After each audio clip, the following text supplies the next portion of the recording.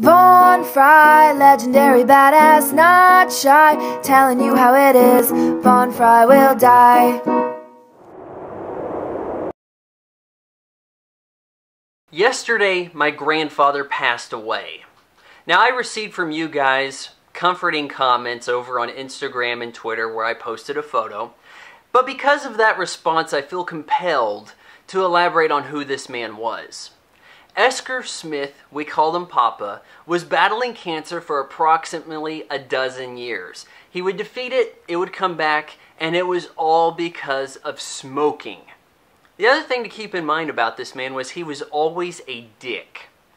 My grandmother, who you know for her video gaming prowess, this is a woman who could walk under the last Bowser in the original Super Mario Brothers. Just walk right under him. It didn't matter. She stared down the flames and the hammers and she walked right under him. She beat The Legend of Zelda twice over. Both quests, approximately 6 times apiece. She had skills. She was also a good cook, but she could never cook a meal good enough for this man.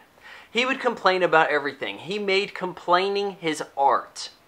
15 months ago, he was diagnosed with pneumonia. He didn't want to go to the hospital immediately, and he paid the price. He went to the hospital for months on end, eventually being put on a ventilator. Oxygen levels to his brain dissipated to some degree, now making him a delusional dick.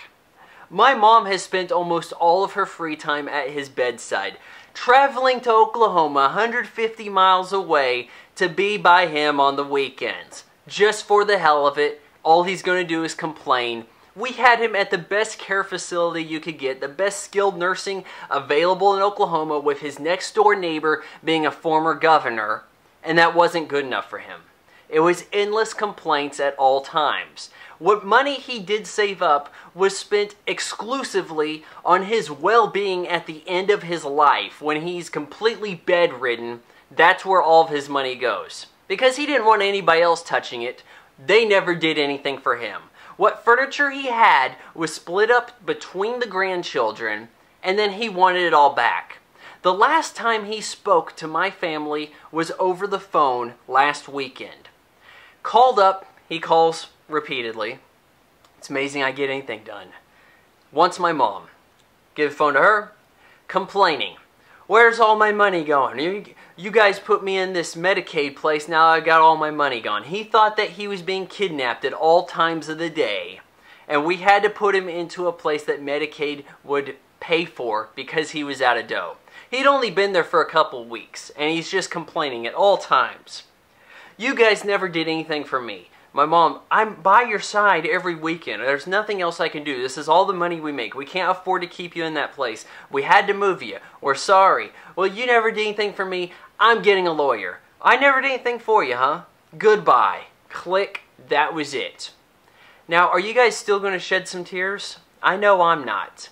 However, maybe the one thing he did for us, $5 grand for a good laptop and at the time quality camera to help me kickstart what YouTube channel I could put together. Maybe this is the lasting legacy of Esker Smith.